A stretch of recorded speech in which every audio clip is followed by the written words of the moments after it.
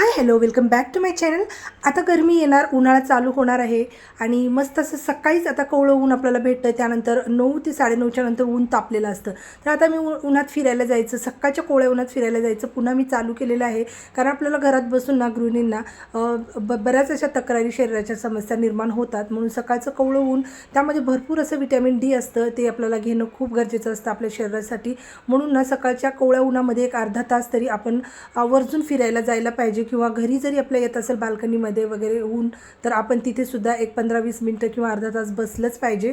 तर आता इथे हिरवीगार ताजी ताजी अशी कोथिंबीर आणि मेथीची भाजी ते घेऊन आले होते। त्यांनी मला साफ करून दिलं आणि आठवडाभराची अद्रक लसूण आणि कोथिंबीरची पेस्टसुद्धा तयार करून दिलेली आहे। आता इथे आम्हाला दुपारच्या जेवणामध्ये चिकन आणि मसाले भात बनवायचं ठरलं होतं। त्यांना आज जेवणामध्ये ना चिकनसोबत भाकरी चपाती काहीच नको होतं, तर असा मसाले भात आणि सुकं चिकन पाहिजे होतं। ते आम्ही बाहेर खाल्लं होतं मागच्या आठवड्यामध्ये, ते खूप छान सर्वांना खूप आवडलं होतं।